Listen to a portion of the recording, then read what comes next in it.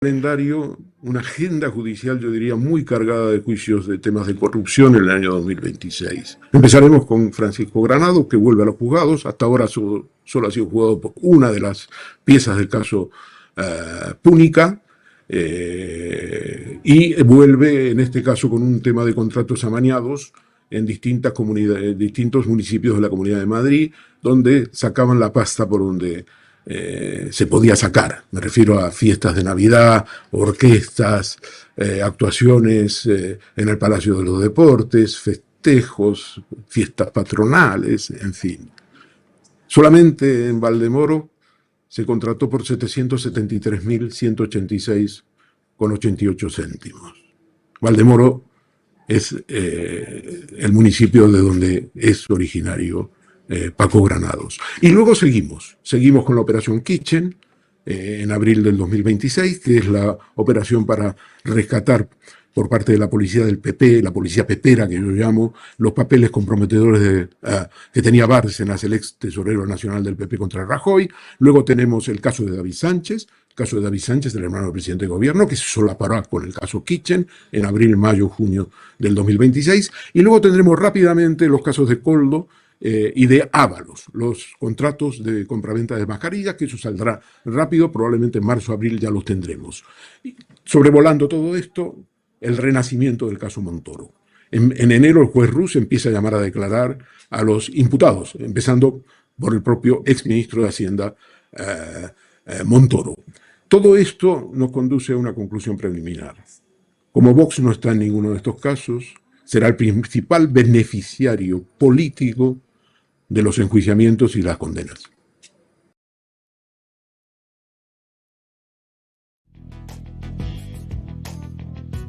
Pero puede haber novedades sobre Francisco Granados tantos años después. Yo recuerdo que teníamos otro programa de televisión, han pasado ya 11 años y un día no llegó, lo había detenido la Guardia Civil.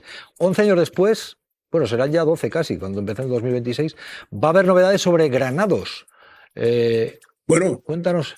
Se celebra el juicio, no es novedades en general, ni es tema de instrucción, sino que uno de los tantos juicios que tiene previstos Granados, aunque no todos están fijados en fecha, en 2026, el primero de ellos, que va a llevar Granados otra vez a las primeras páginas de los telediarios y de las radios y de los periódicos, será un caso que a mí me parece muy interesante. Quizás se desvalorice un poco, porque no son cantidades importantes de dinero, son un poco más de 1 millón de euros, según he visto. Pero no está mal, Aroca, 1 millón.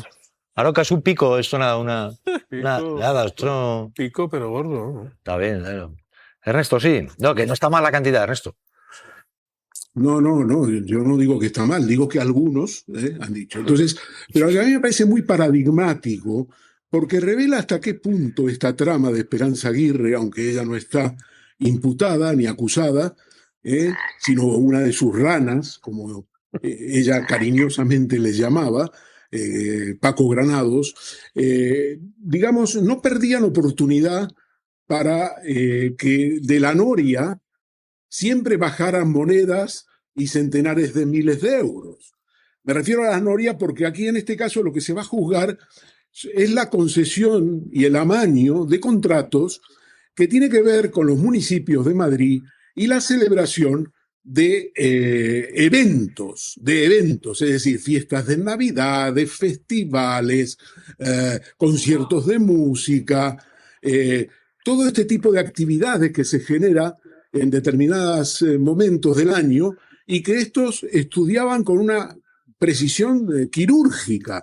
Ernesto, que nos piden paso en tribunales Antonio Gómez de Olea. Un momento, Antonio, hay novedades, estamos pendientes de la citación de Feijóo como testigo y ¿qué sabemos? ¿Dónde lo va a poder hacer? Tribunales, Antonio. Así es, Jesús. La jueza instructora de esta manera confirma la citación en calidad de testigo de Alberto Núñez Feijóo. Pues bien, varias claves, porque esta declaración se celebrará el próximo 9 de enero, será desde el Congreso, concretamente desde el despacho de Alberto Núñez Feijóo, el líder popular. Ojo, porque será una declaración de vía telemática. Importante también porque en este último auto lo hemos visto. También la jueza instructora de la DANA da la oportunidad al líder popular para que dé traslado de la comunicación íntegra que mantuvo con Amazon, es decir, que envíe también esos mensajes que Feijóo envió a Amazon, porque hasta el momento la juez instructora únicamente tiene sobre la mesa los mensajes que Amazon envió a Feijóo. Hasta ahora el líder popular se defiende, dice que en todo momento ha cumplido con lo que le pedía la jueza.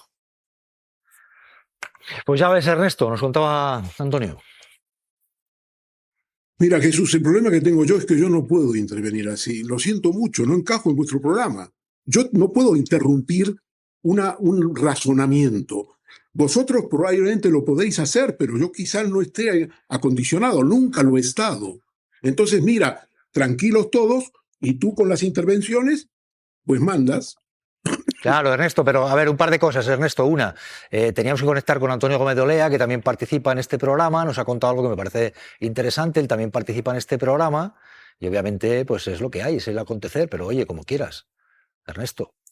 No, Este yo te programa pido, por somos favor, muchos. que terminemos, no tengo nada más que decir. Somos No tengo muchos y nada más muchas, que decir, Ernesto. ya lo he dicho todo. Bueno, vale, lo que tú No quieras. tengo nada más que decir, yo estoy tranquilo, no me enfado, pero yo no puedo interrumpir razonamiento. Lo que dice el señor Olea no es una información de hace 2 minutos, lo siento mucho. Pero tienes algo que... Y desde luego no tiene la ¿Tienes culpa algún él. problema con lo que cuenta No el tiene la compañero, culpa Ernesto? él. Ernesto, vamos, yo No, creo no, que si es no bueno... tiene la culpa él. Antonio, tú no tienes la culpa, a ti te meten y a mí me interrumpen y no puedo hablar, se acabó. Ernesto, ¿algo que decir sobre Feijóo y esa citación como testigo? ¿Quieres decir algo? Yo tengo mucho que decir, pero si lo puedo decir, lo digo. Claro, que lo puedes decir. Puedes decirlo, pero también hay que tener en cuenta que este programa somos muchas personas, Ernesto. Ya está, simplemente. Venga, ¿qué quieres decir sobre esto? Mira, te voy a poner una declaración que creo que te va a parecer interesante, Ernesto.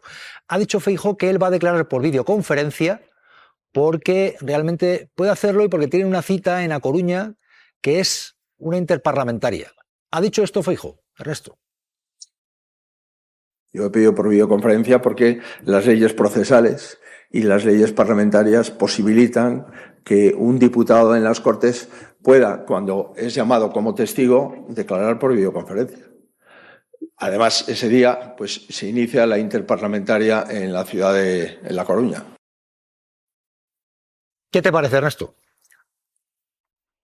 Bueno, él está en su derecho, como decía yo, no es que él le ampare la ley, él se ampara en la ley. Esa ley está hecha para determinadas circunstancias y desde luego le permite él utilizar esa ley para declarar por videoconferencia. A mí me parece que él, de la misma manera que podía haber intervenido cuando le llamó masón el día 29 de octubre del 2024 en La Dana, yo he revelado este fin de semana que él estaba en un acto de entrega de premios. Él lo llama un acto institucional. Bueno, pues es un acto institucional, pero le llamó el señor Mazón y él no pudo atenderle. En cambio, el señor Mazón tuvo que enviarle un mensaje pidiéndole un teléfono, el teléfono del presidente de Telefónica, y el señor Feijóo le dijo que claro, que él no se podía poner, que estaba en un acto institucional y le mandó la tarjeta de el presidente de Telefónica para que se comunicara con él. Bueno, esta es la manera de proceder de Feijóo. En el tema de la comparecencia puede hacerlo. Yo creo que es una cobardía, que tendría que ir a Catarrocha y tenía que presentarse ahí y someterse por respeto a las víctimas, que son los familiares de las víctimas, que no olvidemos, son las que han pedido su comparecencia. Él no lo ha hecho. Ahora dice que va a entregar los mensajes que él le envió a Masón, porque hasta ahora había entregado los mensajes que Masón le había enviado a él. ¿Por qué no entregó los mensajes completos? Solo él lo sabrá. Pero bueno, yo me doy por satisfecho porque él va a hacer entrega de los mensajes, según ha dicho hoy en su comparecencia, que él también le envió a Masón, y así podremos analizar íntegramente en qué consistió la comunicación.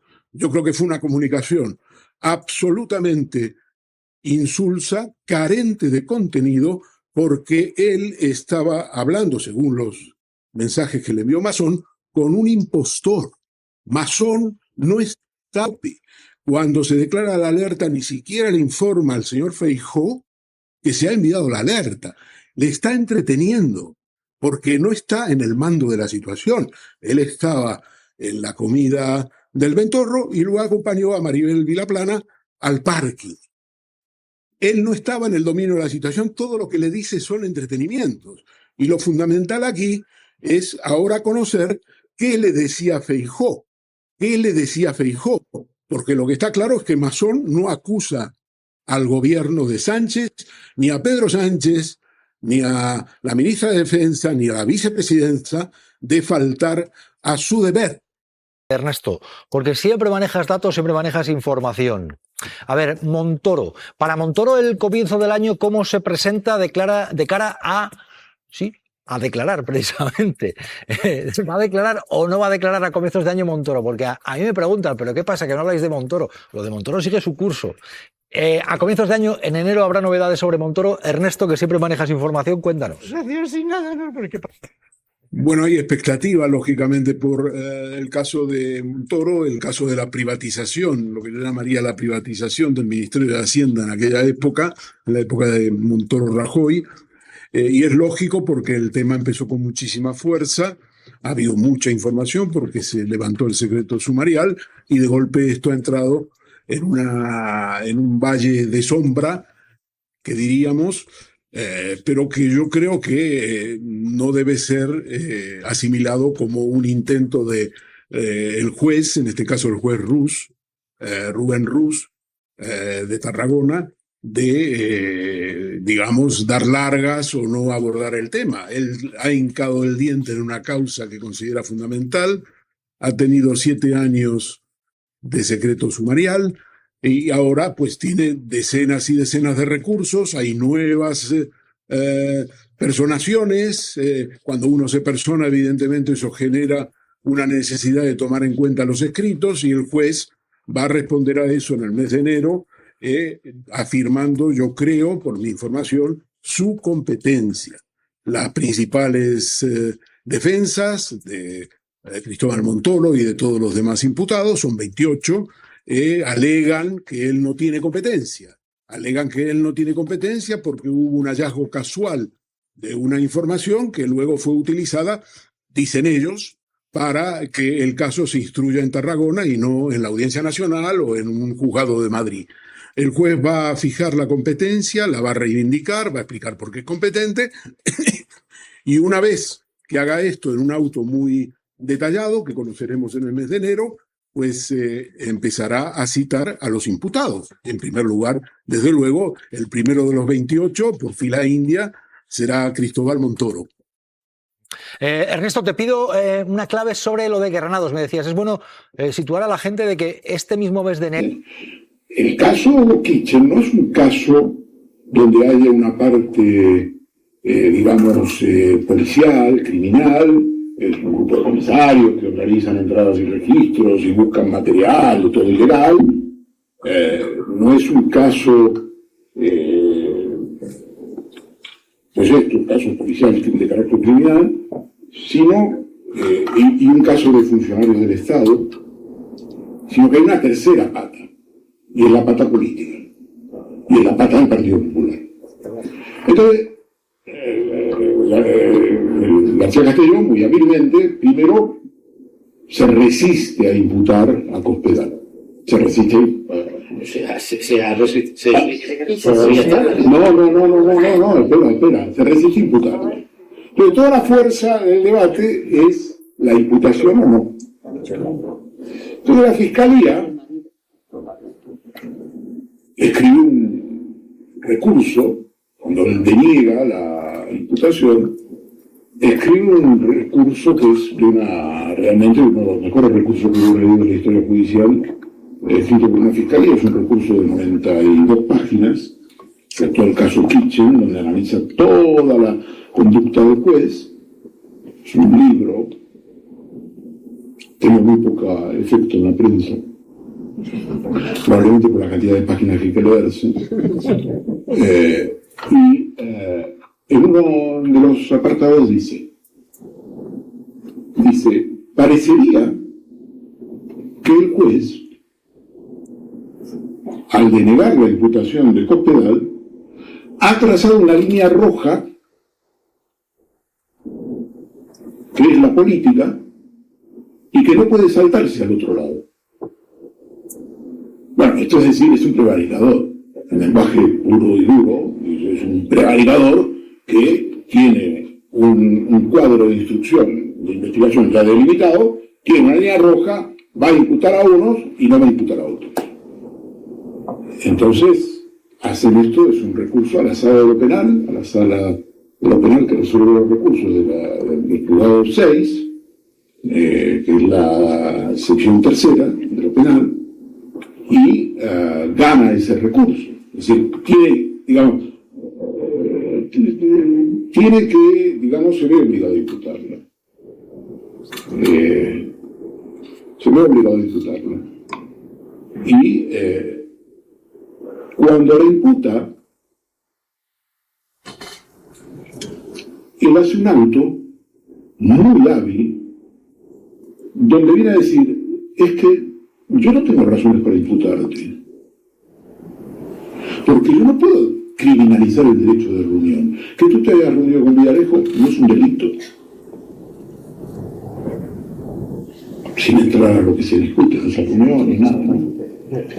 Entonces, él dice, pero te imputo para garantizarte tus derechos. Está claro que la imputa va a tomarle declaración y va inmediatamente a sobreseer la causa para ella. Es decir, lo dice en su escrito. Es un juez que dice, voy a cumplir lo que me han dicho, pero no te preocupes, porque yo te voy a archivar. Y en efecto, la cita a declarar, declara, e inmediatamente después archiva. Y cumple lo que dicen los fiscales, es decir, mantiene la línea roja. Y ahora, hace pocos días, en otra pieza de la causa, nada menos que un ex juez, Javier Gómez de Liaño, ex abogado de Bárcenas, personaje importante, denuncia una operación de espionaje contra él, y pide la declaración de Cospedal. Y pide la declaración también de otro abogado que está metido en la historia, que es Javier Iglesias, el Largo, un personaje muy conocido, cantó las salsas, un abogado del PP. Y el juez dice, no, rechazo como testigo, rechazo la declaración justificada. Es decir, es el porqué. Quería volver al Estado judicializado, a los jueces inconstitucionales. ¿Y quién entonces pone coto a estos señores? Porque el jefe del Estado puede hacerlo. Si El está... jefe del Estado. Bueno, no quiero ni llamarle por ese nombre porque yo no soy de esa casa. No, está bien, porque en realidad la justicia se imparte en nombre del rey, se sabe. Sí, bueno, el jefe del Estado, en este caso, ese señor, el sexto. Nadie puede ir contra todos estos. ¿Cómo es posible que ninguna institución, ni ninguna persona, ni nadie, pues la haya? Yo qué sé. Si tan claro está, y tan mondongo tienen ahí, porque eso es un mondongo, como decía mi madre. No está tan claro, ¿no? Somos una minoría. Lo tenemos claro, cuando la gente sea, no digo una mayoría, pero cuando la gente lo tenga claro, los periódicos están ya al servicio de la verdad, pues lo sabrá más gente. Mientras eso no ocurra, somos una minoría, una secta minoritaria que piensa así. Cuando se llega en algún momento en una sociedad se tiene que decir sobre un asunto la última palabra. Sobre algún asunto en el que existe un conflicto se tiene que decir la última palabra, y la última palabra la dicen los tribunales de justicia.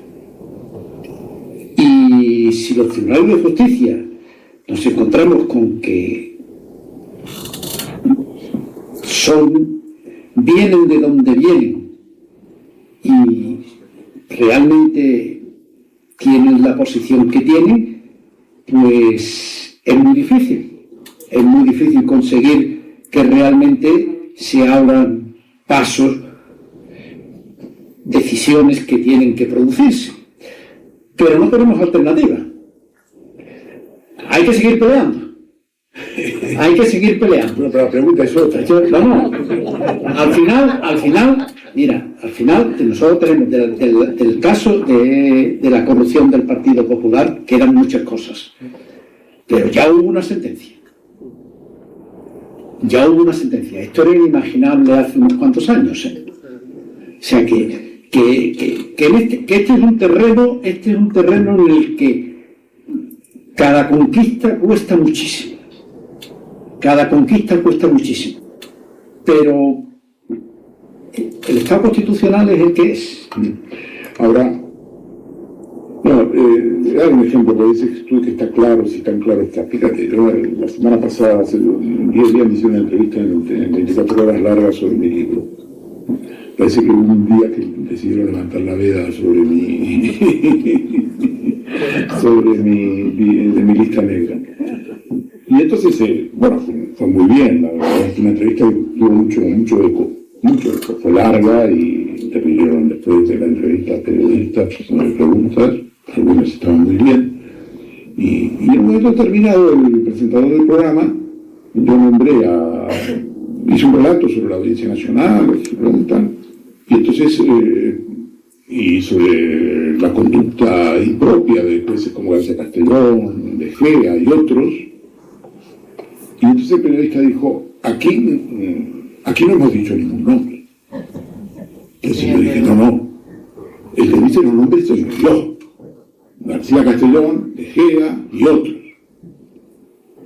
Entonces, a ver, está filmado, que si está claro para todos los telespectadores que el señor que convocó el programa no dijo ningún nombre. Pero por las dudas, quiso dejar, digamos, la nota. Es evidente, si está grabado, todo el mundo lo ve, pero aparte está grabado. Si alguno tuviera una duda, pues puede pedir ese vídeo, está a disposición del público. Quiero decir con esto que no es tan así, no es que sea tan claro. Porque los periódicos no lo hacen claro, lo ocultan. Los periodistas de tribunales son estómagos agradecidos. Un juez le cuesta muy poco tenerlo a su favor. Es llamarle 5 minutos antes y darle un día 5 minutos antes, una resolución judicial, un auto. Y generalmente lo hacen a expensas de las partes. Le dan a la prensa los autos judiciales antes de dárselo a la parte afectada. Vosotros le diréis permanentemente que los abogados dicen, ¿es verdad? Dice, pero ¿y por qué me tengo que enterar yo por los medios de comunicación y no que me lo den a mí y 5 minutos después se lo den a los periodistas? ¿Por qué tiene que ser así? Es el caso de Mónica Oltra recientemente, que es uno de los casos más graves de la historia judicial española. Es el asesinato del carácter en términos literales, imputándole a su exmarido, cosa que efectivamente su marido ya veremos, porque además quiere recurrir a la sentencia del Supremo y está en un cajón. Pero bueno, no me meto en ese punto porque a mí es su exmarido y su exmarido. A ver, entonces, ella se entera del informe policial que dice que los correos que decían que estaban manipulados no han sufrido ninguna manipulación informática, que todos los correos están ahí y que se ordenó una investigación. Y lo dicen después de las elecciones del 28 de marzo. Eso lo dicen después de las elecciones del 28 de mayo, no antes. Casualidad. Y ella se entera por un periódico. Se entera por los periódicos. ¿Por qué el juez no ha cuidado eso? Es decir... Pues se sabe porque es un súper corrupto. Bueno, entonces lo que quiero decirle es que es muchas veces arar en el mar y quizás en algún momento, cuando la conciencia social vuelva a crecer, vuelva a desarrollarse, este tema pueda ser, pero claro, es decir, hoy la gente, cuando le preguntas a la gente no se preocupa por los temas judiciales, y sin embargo afectan mucho, afectarán poco, pero afectan mucho. Oye, con el sistema judicial actual, con la paralización, hay demandas que están paralizadas, herencias paralizadas. Es decir, el Tribunal Constitucional tiene recurso de amparo que el señor Trevijano y su antecesor dejaron en el cajón y que para resolverlo van a estar 5 años. 5 años. Las cuestiones de constitucionalidad planteadas en el 18 se están resolviendo ahora, 5 años después. 10 años después. Los 10. Es decir, fijaos el recurso famoso del aborto. Todo el mundo decía, no has podido resolver el aborto, no has podido resolver. Es una ley del año 2010. Es un recurso del 2010 del PP. Y va y lo resuelve. el tribunal decide abarcar el tema, digamos, abordar el tema, lo resuelve, y dice, ¿por qué lo ha resuelto ahora? ¿Por qué apenas llegado lo resuelve? Hombre, lo resuelve porque llegaba un atraso de 2010, en otros términos. No hay manera. La derecha está muy organizada. Está organizada de la manera que la izquierda estaba organizada hace décadas. La izquierda siempre tenía una razón para votar, porque tenía una expectativa. Ahora no vota porque no tiene expectativa. Sin embargo, la derecha de este país es más militante, a la vieja manera de la izquierda. ¿Por qué? Primero porque teme perder para no perder lo que tiene y evitar que los peligros, los bolivarianos, los chavistas, se hagan con el poder. Y segundo, porque tiene expectativas en tener más. Entonces tiene un gran aliciente para votar. Un gran aliciente. La izquierda, los sectores sociales trabajadores, no creen que el voto resuelva nada. Y tienen razón. No. Me refiero a lo esencial del sistema, no nos engañemos.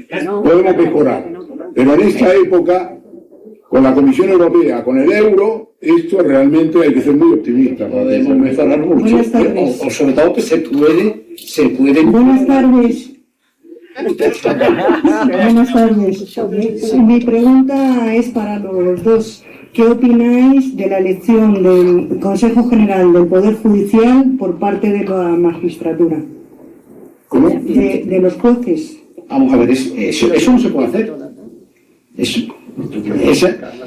Lo que propone Feijóo, que elijan los jueces. Sí, el Consejo General del Poder Judicial es un órgano de gobierno del Poder Judicial.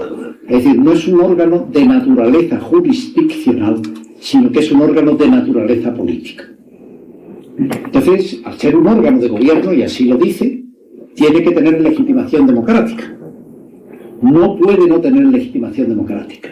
Y la legitimación democrática en España solo la transmite o el cuerpo electoral directamente, o el único órgano que puede transmitirla es las Cortes Generales, el Congreso de los Diputados y el Senado, porque es el único órgano que está legitimado democráticamente de manera directa porque lo recibimos los ciudadanos. Todos los demás órganos, todas las demás órganos, la legitimidad democrática la reciben de las Cortes Generales.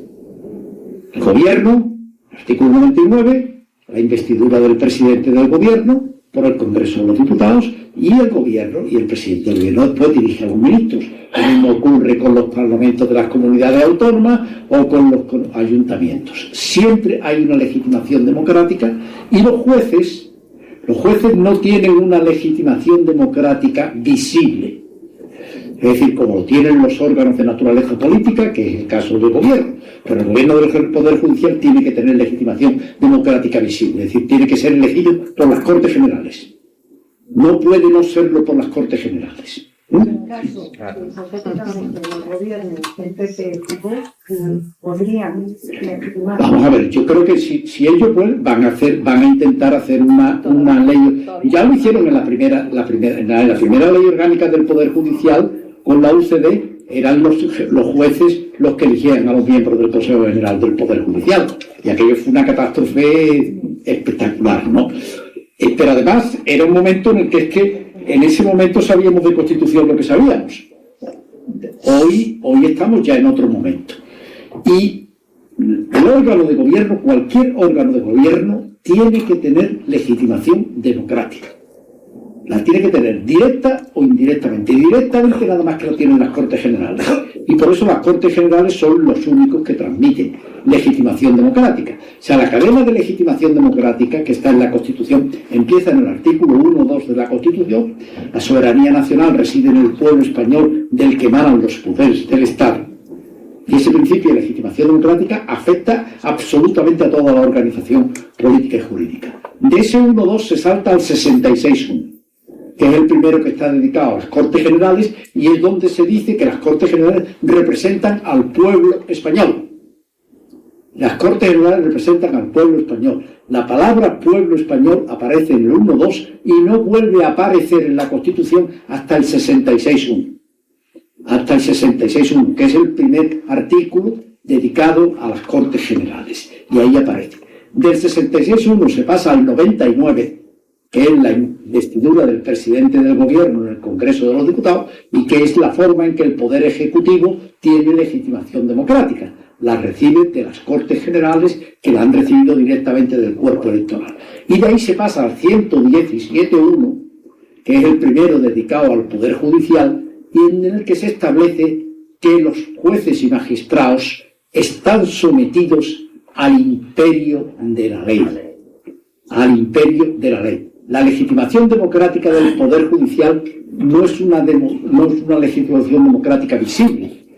Los jueces no reciben una legitimación democrática visible, sino que es una legitimación democrática invisible. Y además no están sometidos a las Cortes Generales, sino que están sometidos a la manifestación de voluntad de las Cortes Generales que se objetiva en la ley.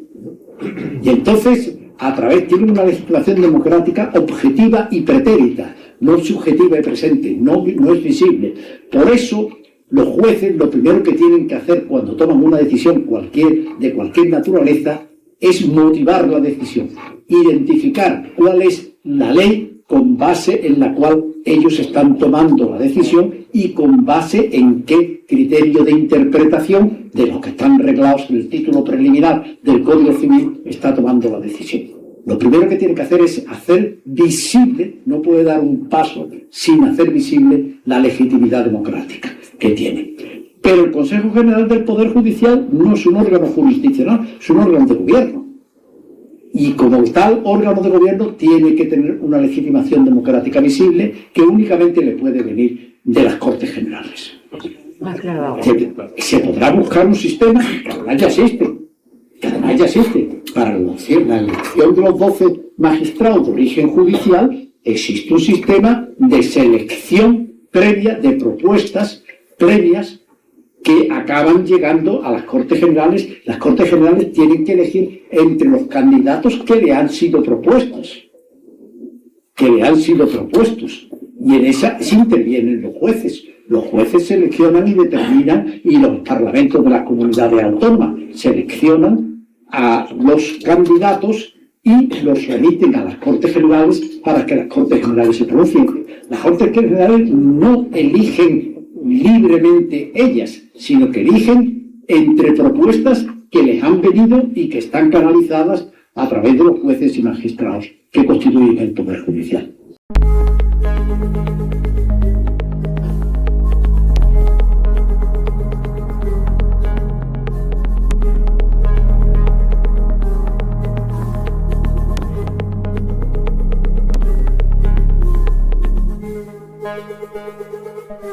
Thank you.